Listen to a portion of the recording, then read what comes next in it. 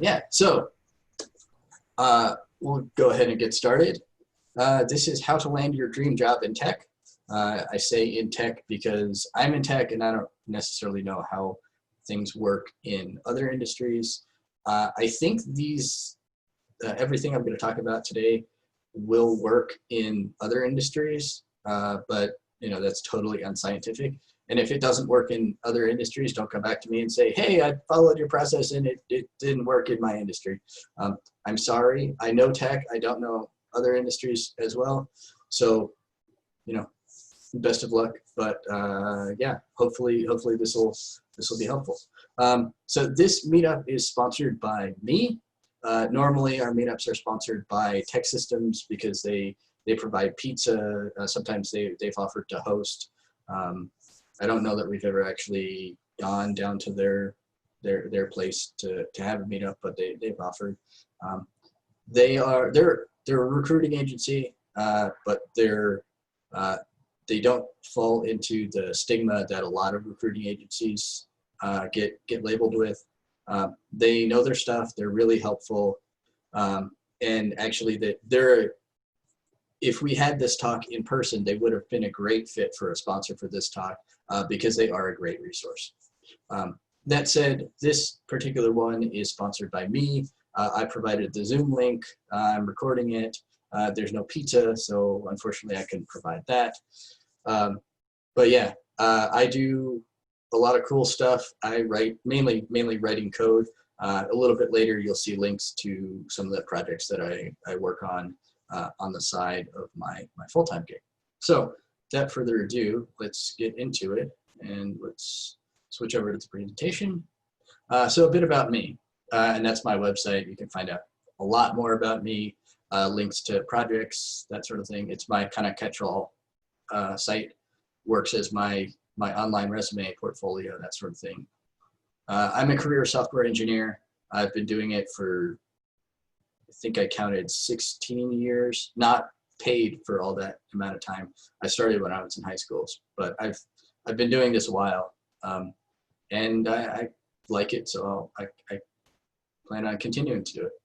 I've previously been the CEO and or CTO of various startups, all in the Colorado Springs area. I didn't grow up in Colorado Springs, but I didn't really start doing startup-y things until I moved out here.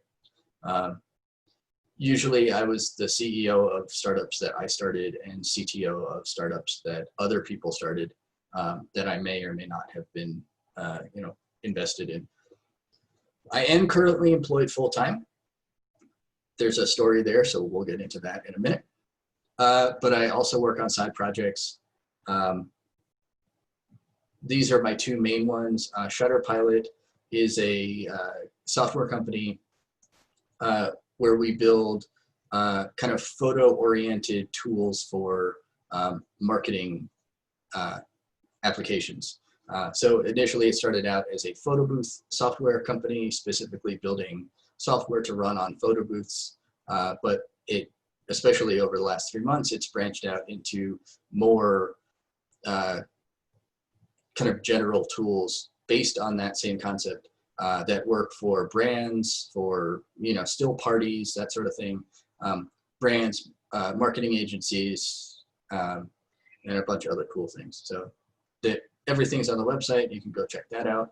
And then I do some consulting as well, and that's what Synapse Software is. A few years ago, I started Synapse Software as my full-time job, and then for several reasons, scaled that back and have been working full-time for other people for a while. But I still do consulting on the side in a wide variety of things.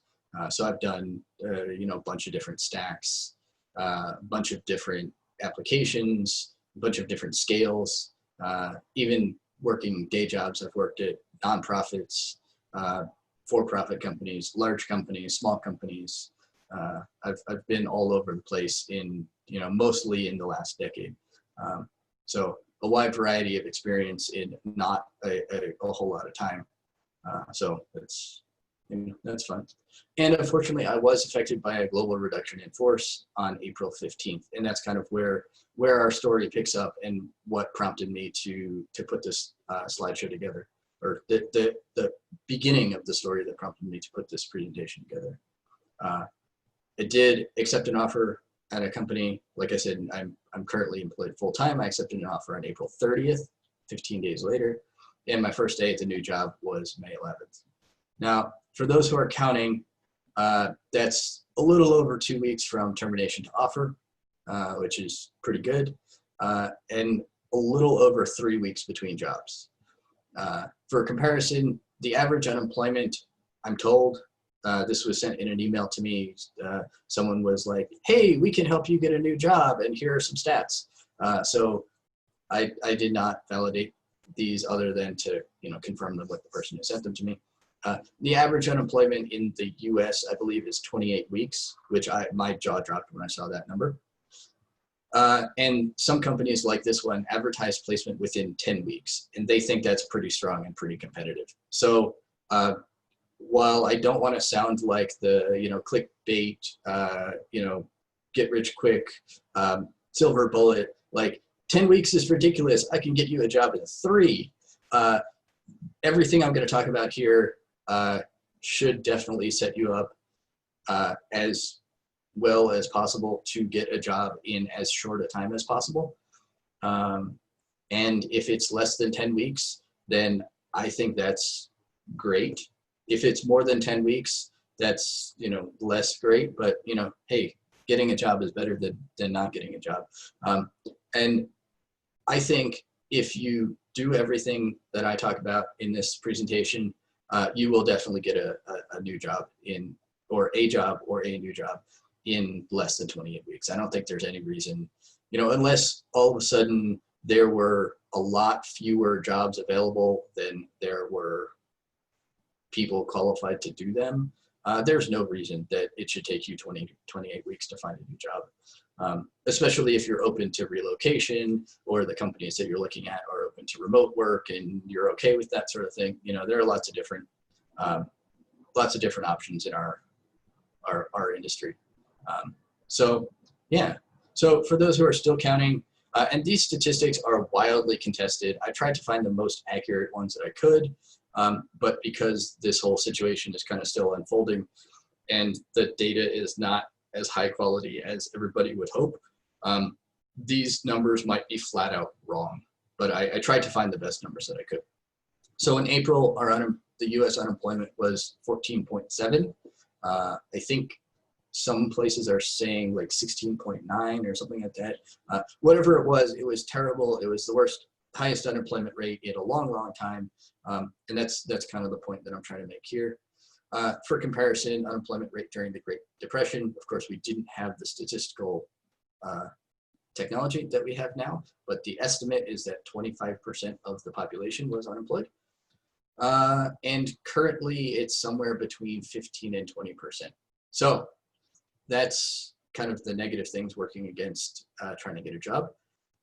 But I think that even with those statistics, like those are, in my opinion, those are just numbers. Don't get too hung up on them because what's really going on is you and the companies, and that's all that matters. If there is a job that you are qualified for, that that's the end of the story. So let's get into it. So engineering the job hunt. We are engineers, so we tend to like processes and putting things into boxes. So this is kind of my mental process as I go through looking for jobs, finding jobs, that sort of thing. There's company factors that you have.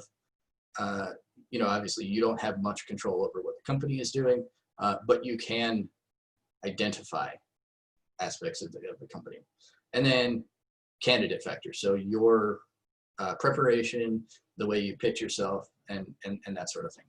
So on the company side, we have companies that you like, a job you can do, and a contact. And those are the 3 things that you need in order to find what I'm going to call a real job, a real opportunity. And we'll get into what that means in a minute. Sorry, this headset doesn't like when nobody else is talking, or it assumes that when there's nothing coming through the earpiece, that I'm not using the headset, even if I'm talking. So it's kind of weird. So if I look like I'm turning it back on, that's exactly what's happening. I'm turning it back on. Okay, so then on the candidate side, we have what you've done. So I think of this as resume and portfolio.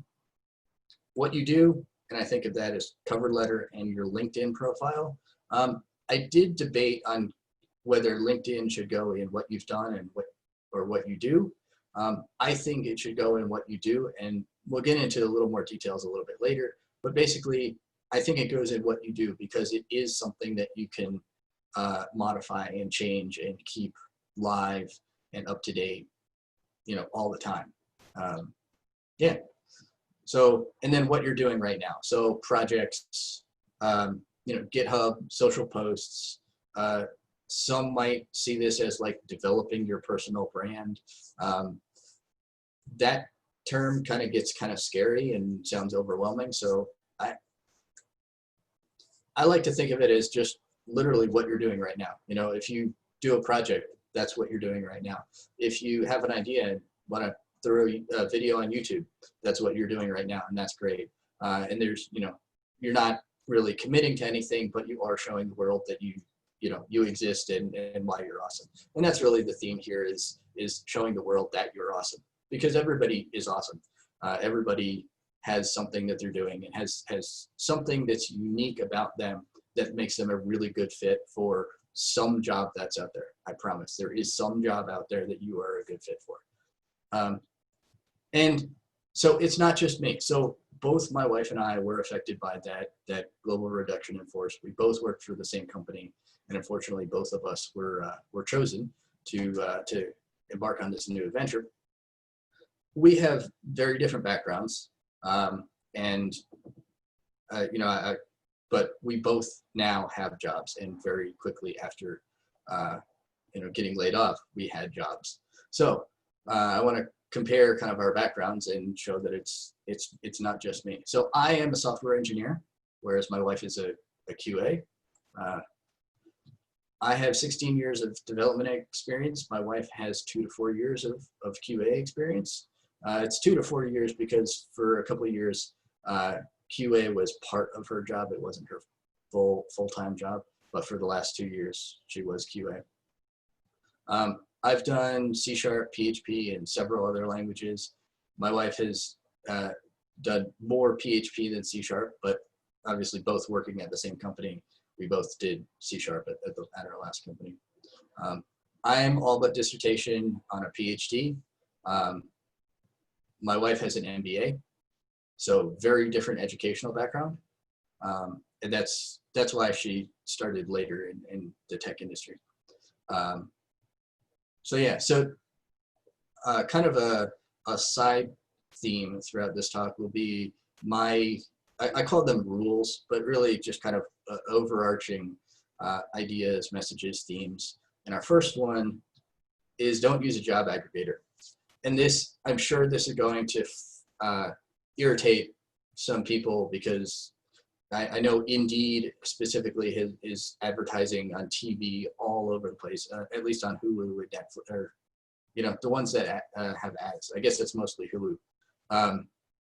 So Indeed is all about the advertising, and they say, we can get you a job, we will find you a job, and they have really good, emotional stories about families almost having to move, but then the dad finds a job, and it turns out they don't have to move anymore. Yeah, don't use Indeed. There are some other ones out there. There's one called ZipRecruiter that is really big on like spamming your inbox with a lot of opportunities that look really great. In my experience, that it was all talk and nothing else. So I did, even while I was applying using my process, I did reach out to some of the companies that I found through ZipRecruiter, and they were either complete black holes or, well, they were all complete black holes, so nothing ever came of them. So in my opinion, and lots of other people's opinions as well, job aggregators are just all sorts of bad. So the one exception to that is to find possible jobs. So they are nice. I mean, they are aggregators, right? So they'll scan large swath of the internet, find job listings that might catch your eye, might look interesting. The problem with a lot of them is that some of them are old, some of them are not accurate, some of them are scraped poorly. So these aggregators aren't pulling a well-structured feed directly from the companies, or even places like Greenhouse or something like that, where companies do actually legitimately list their jobs. So the data is just, it is what it is. So you'll see some, even LinkedIn. LinkedIn does some scraping, and some of the paragraphs don't carry across. So you get this giant massive text and it's impossible to read. That's just an artifact of where they get their data from. So in some cases, this data is old. A job listing, they might list it as being, new in the last 7 days, but it's just 7 days ago is when they found it, and it was 30 days old at that time. So job aggregators, good to find potential opportunities, but definitely take that job at that company and go to that company's website, see if they're actually hiring for that. And if you have a contact at that company, even better, reach out to that contact, ask them if they're actually hiring for that job or something like it, to get the real information. Don't just trust the aggregator. So some statistics, and these are really scary. 70 to 80% of jobs are not posted publicly, and 85% of jobs are filled via networking. And I think if I did the math right, that means that as many as half of the jobs that are posted publicly are still filled via networking. So really, moral of the story here is networking, networking, networking. Networking is the way to go. Knowing someone at the company, knowing someone who can recommend you to the company, having an actual person who can, actually have a conversation with you about your career goals. Instead, do this. Visit the company's actual job board. Talk to people who work at the company to determine their actual needs. Because you might find that you talk to someone and they say, oh yeah, we're thinking about hiring a software engineer. If you're a software engineer and you say, hey, I'm interested in that job you're about to post, if they really like you, then they might not have to post that job. And congratulations, you just got a job. And the people who weren't networking missed out on that opportunity.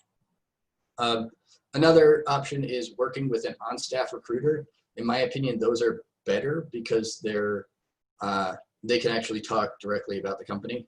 It's a little bit of a stronger, if you look at like the probability that you might get a job, if you talk to the recruiter, I feel like that's a stronger connection to that particular opportunity. But recruiting agencies can also be great as well. Recruiting agencies are potentially a mixed bag, and I'm not bad-mouthing them because one of our sponsors is a recruiting agency. If I thought recruiting agencies across the board were terrible, I would come out and say it. But I don't think that's the case. I think there are some that are really high quality, and there are some that are just out there to spam a bunch of resumes to a bunch of companies, and their commission comes from eventually one sticks. There are some recruiting agencies that really care about the companies that they work with and really care about the candidates that they work with as well. A lot of the recruiting agencies that fall into the latter category that are really strong recruiting agencies will also help you out with things like resume prep, building out your LinkedIn profile to make it attractive to potential companies, that sort of thing. And you don't pay them for that service. That's completely free to you. But the downside is because they only get paid by the companies when they place a candidate at that company, they tend to know a lot more about the companies that they're working with and less about all the other options out there. They are still well connected, they're well networked, so they might be aware of other opportunities that they're not specifically representing, but the vast majority of what they have to tell you about is the companies that they're already working with. So something to be aware of there. So let's find an open job. So company factors are a company you like, a job you can do, and a contact at that, ideally at that company. You might be able to get away with someone who isn't at that company but knows people at that company. So if you have all three, that's great. That's fantastic. That's the strongest scenario you could possibly have. If you have a contact in the company, that's still good because there might be a position that just isn't posted yet, or maybe they, that's not their style. If some smaller companies don't necessarily post the jobs that they have available, they kind of have a general like careers at mycompanywebsite.com sort of thing. But if you have a contact at that company, you can find out exactly what they're looking for. If you just have a contact, that's okay too, especially if there's someone that's really well networked, really well respected in the community. So if you, an example is if you were at the Colorado Springs Tech On Conference last October, most of the organizers, probably all of the organizers, are really well connected in Colorado Springs. So any one of them would be a good person to, if you're already connected with them, they'd be a good person to say, hey, I'm looking for a job. I do X, Y, and Z. This is what I'm looking for in a company. Are you aware of anything that's out there? Is your company hiring, or, do you know people in the area who are looking for what I do? That might not, that's not a specific company, but that's a contact that who is really well networked, and it's a network multiplier in that case. So you don't have to have 500 connections if you have 10 people who all of them have 500 connections. Your network's still really strong. If you just have a company and a job but no contact at that company, it's kind of a toss-up. And the key here is really talking to a person. In my experience, once you've talked to a person, even if it's just an on-staff recruiter, or some companies do like they contract to specific recruiting agencies that basically act as on-staff recruiters, talking to someone who is that strongly associated with the company, that's kind of the night or day difference between potentially getting all the way through the process, maybe getting an offer, maybe not getting an offer, but actually getting into the process, as opposed to just shooting your resume out into the world and not hearing back. Without a contact, your chances drop dramatically.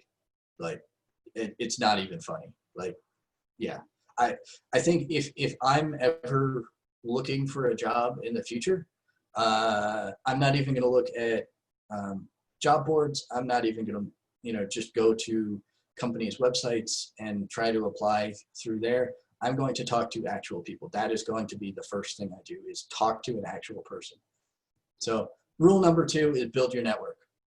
And this is the rule, even if you currently have a job, you don't know when you're going to be looking for a job, unfortunately, right? Colorado, especially, Colorado's at-will employment. So potentially you might find yourself looking for a job not of your own decision. So it's always good to have a strong network, always good to be building your network. And there are lots of different ways that you can do it. And I think either this slide or a later slide has a bunch of different ways that you can do it. So people to keep in mind, former coworkers who have moved on to other companies, that's actually, this time around, that was a significant portion of who I reached out to. People that I worked with who I really enjoyed working with, and they moved on to other companies, either to take on a larger role within that company, or just they were looking for a change. I reached out to them to see what they were doing and if they had any options. Organizers of meetups or other professional events, they tend to be pretty well networked because they're respected in the community, and by their role in the meetup or the event, people tend to talk to them. So they tend to talk to people and tend to have a bigger network that way. Other attendees at events even, right? You could sit next to someone who's, just a software engineer at some company. They start telling you about the project they're doing at work and it sounds really interesting.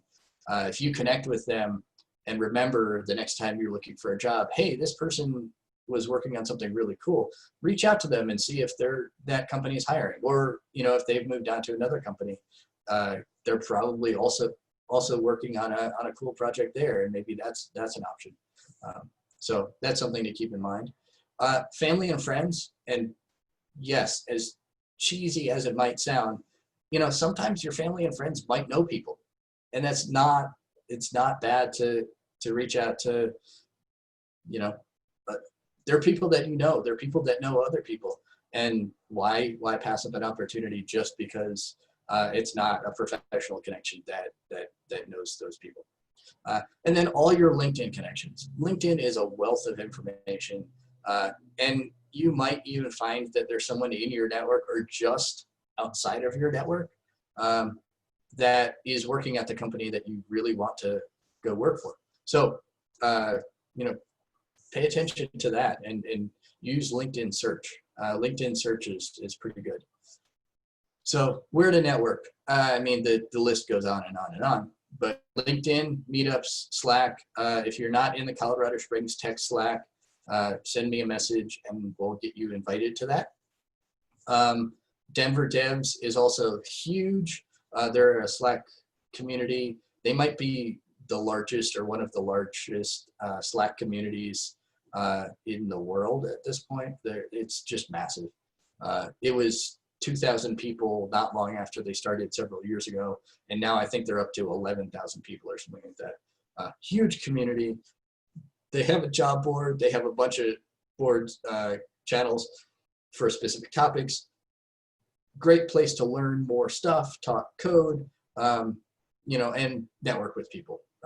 Get to meet other people, and they're really, especially in the job board, they're willing to help you out. So if you're looking for something specific, they might have that. And it's mostly Denver. Occasionally some remote positions show up there. But yeah, so that's a good avenue to go. Gitter, Freenode, these are more like project oriented things. So if there's an open source project, especially that you really want to get involved in, join the chat on either Gitter or Freenode.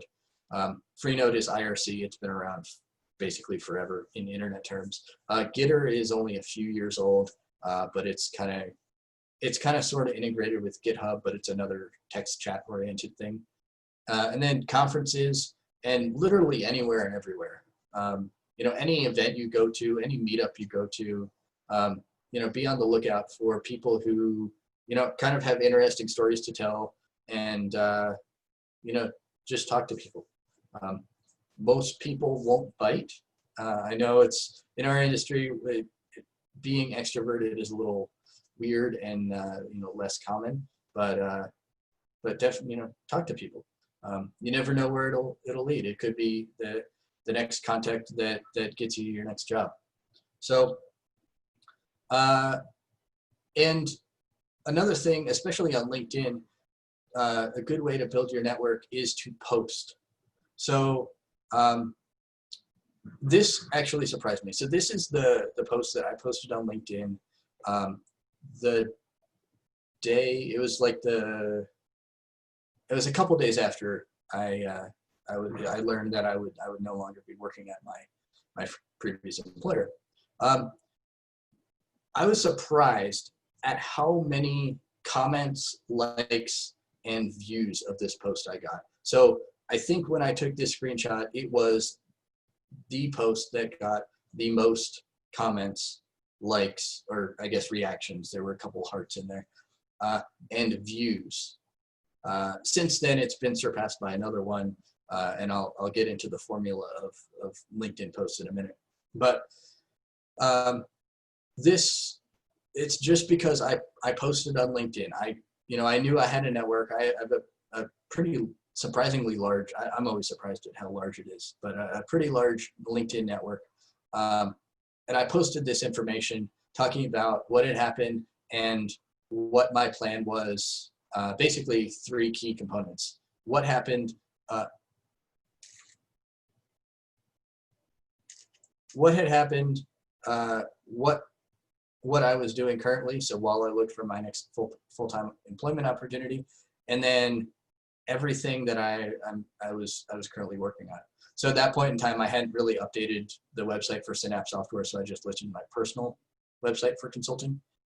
But basically, YouTube channel, my side project, and consulting for kind of the catch-all, anything else that people might be interested in me doing. So network, network, network, and stay in touch with your network. Okay, so next, what you've done. So the resume. Ooh, the resume. So here are my thoughts on resumes. Your resume doesn't have to be fancy. It really is just a historical list of who you've worked for, what you did, and a little bit of information of concrete things that you did at that job. And don't do any of this fluffy language like I was awesome. And no. Just like, but what did you do? And disclaimer: if you have a resume that's been working for you, keep using it. Don't change your resume just because I said, you know, here's a format for resume. I've seen a lot of different resumes and a lot of different resumes that work. And there are some people, really good resources for improving resumes. This is kind of a high level, like what I think works. And this is kind of how my resume is laid out. And it's worked really well for me. That last bullet I think is important, is make it clear what you enjoyed about the job. Because you're more than just an automaton that, you know, writes code or tests code or, you know, designs code. Everybody has something they're passionate about, and that's really what in my opinion, differentiates you from everybody else who has similar skills. So some other resume ideas, and I put this on a separate slide because I think these are ideas that don't matter as much. I do still use some of them, but I think they're less important. Some people make a list of tags, keywords specifically for automated systems that are sorting through resumes. I think this is less important because rule number 1 in my book is talk to a person. If you're talking to a person, it doesn't matter what the computer is doing. That person is going to find your resume and it's going to land on the next pile. So I think the tags are less important. Accomplishments that you're particularly proud of. I do actually list a couple of these on my resume, but I think they're less important because they seldom, if ever, come up in any conversations that I've had. And I'm perfectly happy to hear contradictions to that, but I don't think they're necessarily, you know, key things to necessarily have on your resume. I'm an Eagle Scout, and when I was, you know, going through the process of becoming an Eagle Scout, one of the things that they always mention is that, hey, you should list this on your resume because people think it's awesome. Being an Eagle Scout and getting to Eagle Scout is awesome, but I don't think it's, you know, like a huge check mark. Like if you are an Eagle Scout, automatically you get, you know, accelerated to the front of the list or anything like that. Winning a programming competition or hackathon, yeah, that's cool, but doesn't necessarily tell people if you can do a job. I've actually had hiring managers specifically tell me, yeah, I saw that on your resume and I had no idea what that meant. Okay. So yeah. And then finally, other professional activities. These are definitely good to list on the resume, but you know, they may or may not have relevance specifically to the jobs that you're looking at. If you're doing something like maybe like a sales engineer or you know, professional services sort of thing, maybe having an educational background might be more applicable than if you're just looking for a software engineer position. I'm drawing on aspects of my background. I did teach at UCCS for a little bit. And I do list that on my resume, but I don't really think it impacts, you know, when people are looking at me for a senior software engineer position, which is what I am now. Yeah, talk to you if you have it at meetup or conferences. And that's kind of a subtle plug for, this is a meetup. We are looking for presenters for future meetings. If you would like to show off something that you're working on now, something that you've worked on in the past, even lead a discussion on, you know, what is the cool new thing in whatever. You know, if you think of a topic, we're happy to host it. You know, the only requirement is that it somewhat reasonably relates to PHP. And this specific talk is probably the outer bound. I've mentioned PHP a couple times, but there will be no PHP code at all in this presentation. But you know, PHP people need jobs too, so it's applicable. Okay. Next part, what you've done, portfolio or website. Again, don't get too fancy. Focus on what you want people to know about you, and really answer the question: who is your name? Who are you? Who are you as a person, as a candidate, as a, you know, in your professional activities? What do you do? You know, why should people pay attention to you? And in fact, this was totally.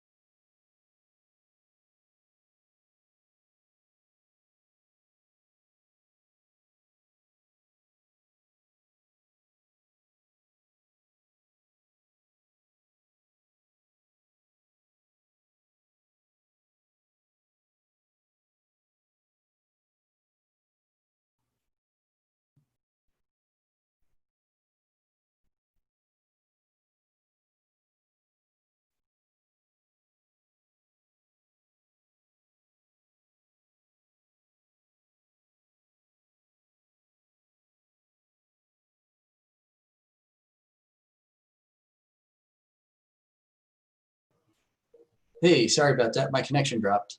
So I think I'm back up and running. Nope, got to share. Okay, there we go. Okay, sorry about that. I don't know what happened. Yeah, so that's my website in a nutshell. Okay, moving on. Rule number 3, my rule number 3, put the information front and center. And this is slightly different depending on what industry you're in. So if you're in a visual field like a designer, make the look and feel really matter, really count. If you're in a writing field, tech writer, that sort of thing, definitely pay attention to grammar and spelling. Nothing hurts your credibility more than saying, I am detail oriented and I am a really strong writer, and then have your copy riddled with spelling mistakes and missing punctuation and that sort of thing. It's just painful. It's disappointing. Okay, enough about that. And then if you're in a technical field, tell your story concisely and link to projects you've done. So this might be like a GitHub page, or a GitLab, or you might have links to the actual apps in production if they're web apps, or videos of them, or that sort of thing. Okay. What you do, your cover letter. I think it's important to have a why. And if you're familiar with the Simon Sinek book, Start with Why, that's kind of what I mean here. Lots of people have different ways of describing this, but you might describe it as like your passion. Like, what is it that you really want to do? Sure, you write code, but why do you write code? So this is mine, and I actually have a strike through because the stricken out one shows up in a couple different places that I have it, but I realized that I kind of repeated myself and that looked weird, so I amended it. But my passion is to build software that empowers people to be the best versions of themselves and to enable those I work with to reach their full potential. So concise, but it's very clear, what I want to do. Even though I write code, why I write code, and why I want to write code for a full-time job. What job experiences from your past match up with the expectations of the job? I think this is probably what most people think of when they think of cover letter, right? It's kind of highlighting things that that are in your resume that, from a glance people might not see, but things that are specifically appropriate for the job that you're specifically applying to. And what makes you a better fit than any other candidate. And what I really mean by this is what makes you the best candidate. Forget about all the other candidates. You are awesome. You are perfect for this job. Why are you perfect for this job? Forget about everybody else. And you want to make whoever is reading your letter also forget about everybody else. You're the only person that matters. Now, what you do, LinkedIn. So show your why again. Again, this is all the current and future stuff. So your why is kind of the foundation of all of that. Link to everything else, your website, portfolio, GitHub, YouTube, whatever you do. If you're really proud of your Instagram page, go ahead, link to your Instagram page. Is Tumblr still a thing? If you have a blog on Tumblr, link to that. Assuming that's something you want to showcase, right? Yeah. LinkedIn is kind of like the epicenter of like, when people look you up, that's probably where they're going to start. There are even job applications online, apply here forms that ask for your LinkedIn URL. Your LinkedIn URL is someplace that people are going to go, and if you link to all these other places, then they're more likely to see them because they're probably going to start with LinkedIn. And make sure to keep your employment history and education up to date. Again, because this is the first place people are going to look.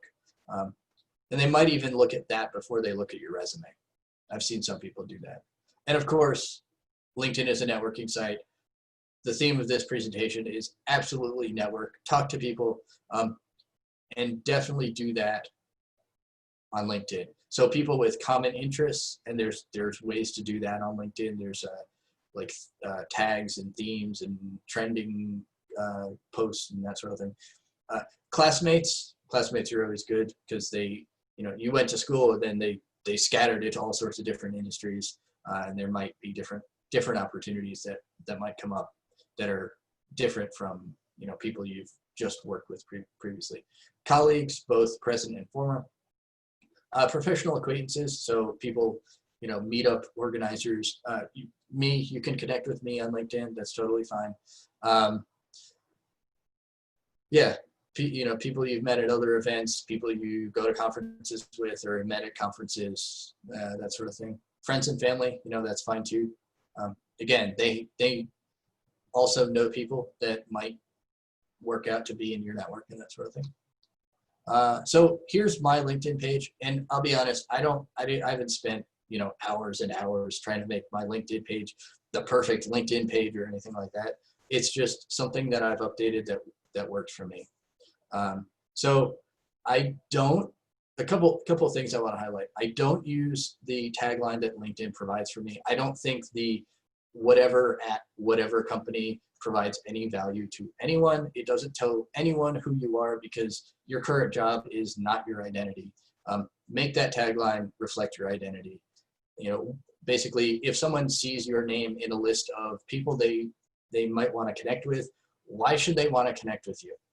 So in my case, I have a bunch of different things, and it actually doesn't all fit on the little preview that they show, so it could probably be shorter, but yeah, that's kind of me in an even tinier nutshell.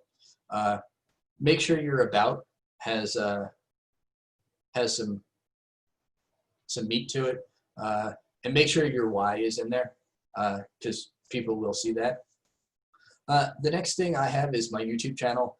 At the time when I put this together, my YouTube channel was kind of the thing I was working on more than anything else that I was working on. So I wanted to put that front and center. It's still something that I want people to engage in. I want people to check out my YouTube channel, watch some of the videos there, subscribe to it, share it. That would be awesome. But obviously I've got a whole bunch of other things going on, so it's not, necessarily top of mind. I haven't been posting quite as many videos there recently. And then everything else, I think this is actually my view, so it's slightly different from what people see when they go to my profile. But the rest of it is kind of the usual stuff, the experience, the education, the licenses and certifications. Definitely include any and all of that stuff. License and certifications, good, but I think telling your story, your why is more important than all of this information. But you still want this to be relatively up to date. Rule number 4 is be true to yourself. And this is kind of a, it can mean whatever you want it to mean, but really the important part is actually the second bullet here, which is be authentic. And as an example, if you don't want to do Java anymore, leave it on your resume, because that's something that you've done. Especially, you could talk about, you might not like Java specifically, but whatever you use Java for might be relevant. That might have still been a cool project, even if you really hated the fact that you were using Java for it. But maybe either leave it off or kind of bury it down on your LinkedIn profile and cover letter. Don't talk about it as much. Talk about the things that you really want to be doing, the things you're really passionate about, and tell the story of who you are and why you're awesome is really that's really the goal here. All right. And then what you're doing right now, this is really simple. It's a 4-step process. It's learn, do, share, repeat. That's it. Yeah. So rule number 5, be more of who you already are. So there are some people who talk about, if you're looking for a job, or if you're unemployed, you should be focused on learning new things to increase your breadth of knowledge. There's some people who say, no, you shouldn't be learning new things. You should be learning more of what you already know and increase your depth of knowledge. And I think both people are right. And that's why I don't say specifically either one of those. I say be more of who you already are. If who you are is, I know a little bit about a lot of things, and then a lot about certain specific things, which some people call that the T shape of knowledge. That's awesome. Keep doing that. If you really want to dive deep on something that you're really specialized in, and that's what you want to do, go do that. Be yourself. Be awesome. If you want to just know a little bit about a lot of different things and then be able to, consult or be a project manager or something like that, go do that. Like, do what you do. Do what you want to do. So learn skills that complement what you already have. That's one option. Improve skills that you already have aptitude for. That's another option. But whatever you do, tell the story that even without a job, I continue to advance professionally.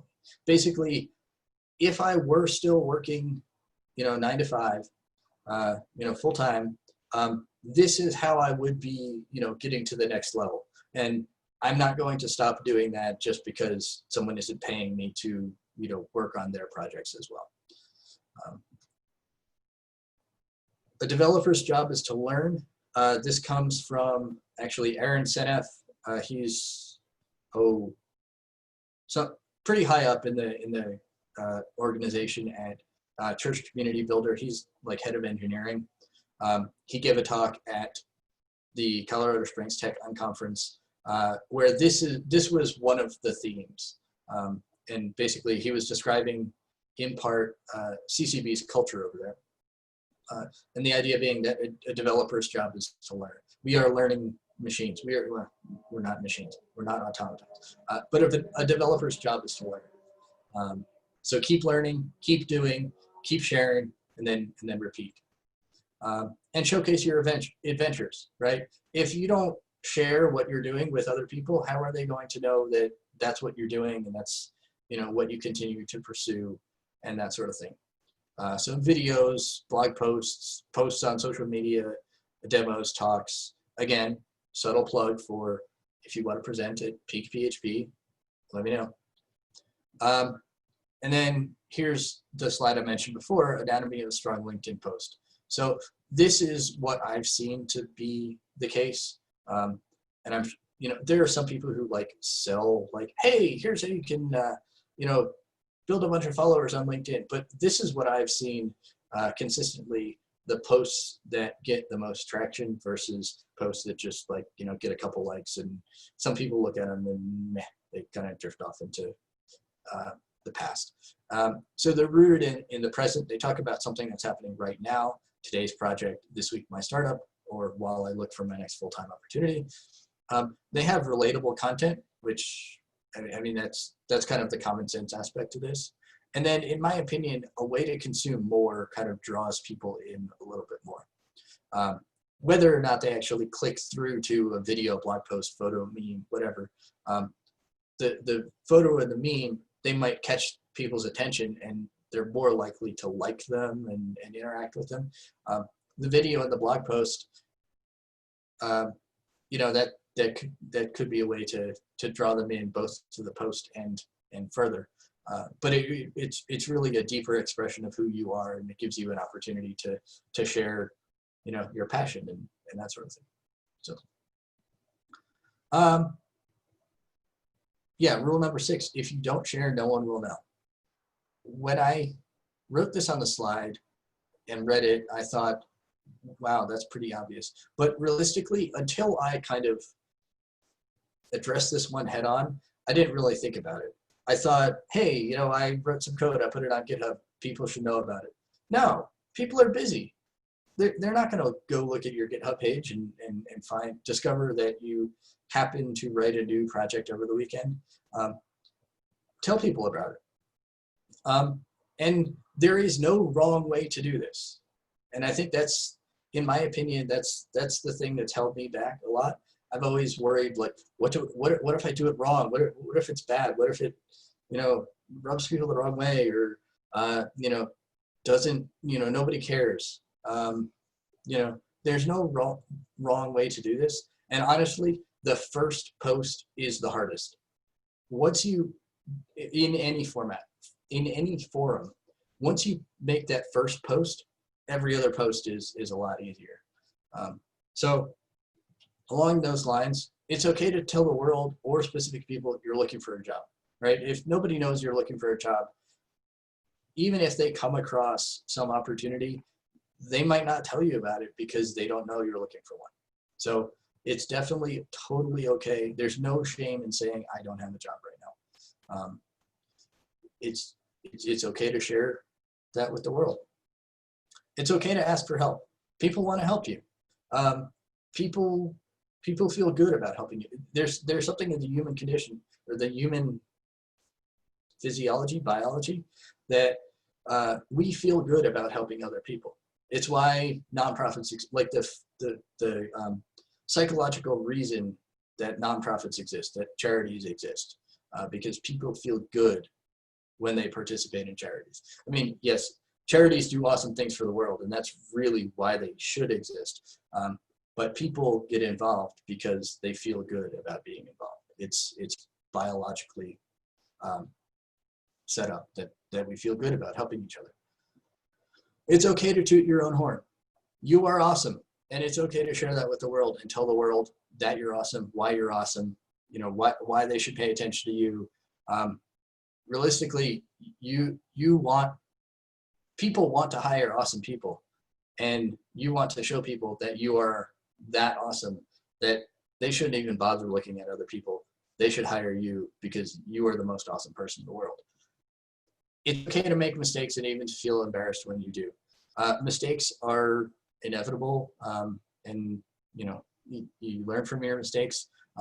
But it's not, you don't have to be perfect when you post on social media or something like that, or when you tell people that you're looking for a job. Yeah, it's okay to tell and better to show the world who you are. There's definitely a lot more to be said for a video than just a text post. People can get more engaged. I don't think I have to go too deep on that one.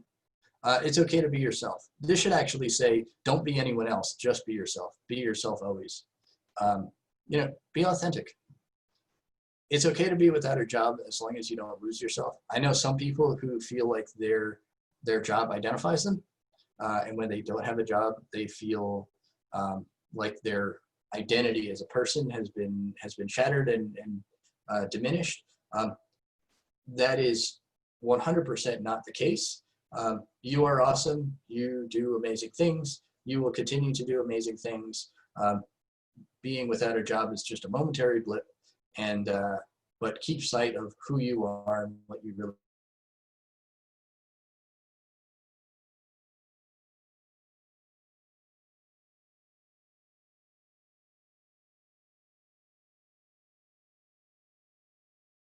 really ask.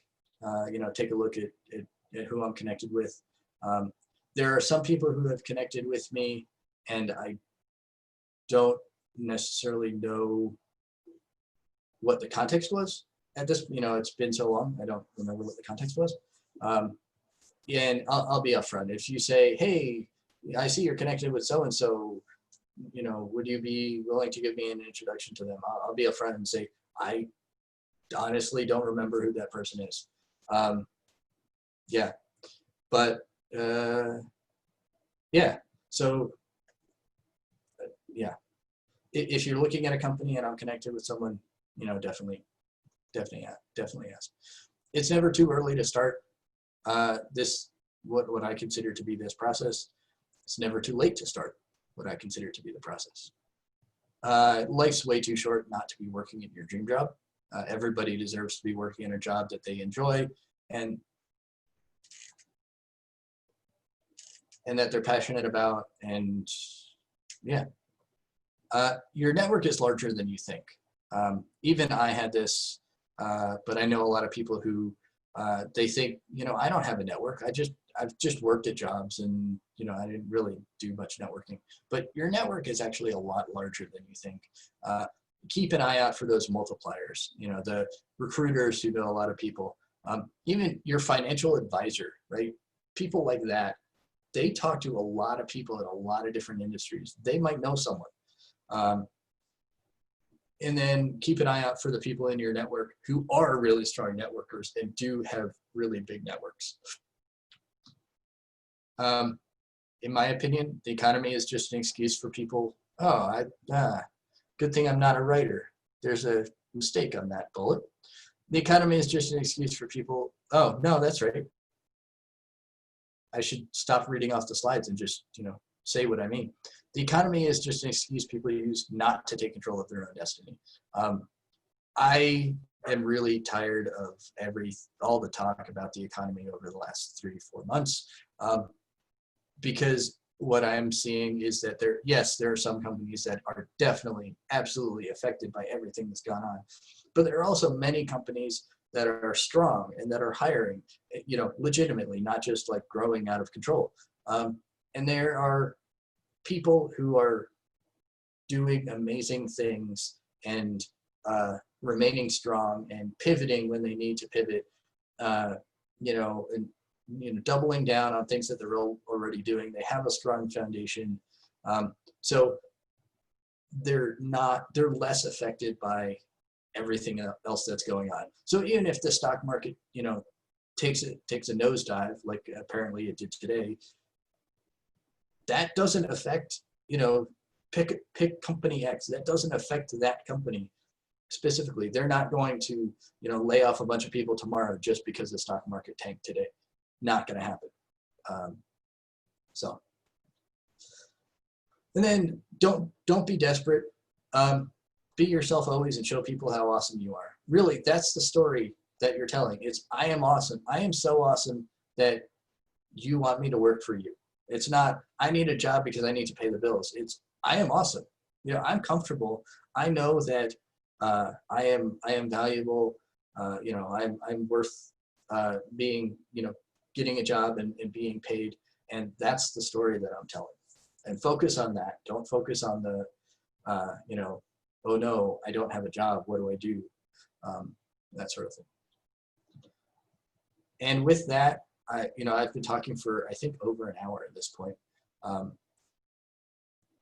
Does anyone have any questions? And if you don't want to ask here, again, we're recording, but if you don't want your questions on the recording, I'm happy to edit them out. If you don't want to ask them now, you can contact me. You can visit my website. You can visit the website for either of my side projects. And you can find me on mostly Colorado Springs Tech. Denver Devs, I'm signed in and periodically I look in there. But there are just so many people and so many messages flying around that, you know, if I'm not in there for 2 days and I get a DM, it's gone by the time I get in there. So if you want to talk to me via Slack, go to the Colorado Springs Tech Slack. Yeah, so what are your questions? Or I guess a better question for you. Do you agree with everything that I've talked about here? Or is there anything you would add? Or has your experience been different than mine? I'd be interested in hearing.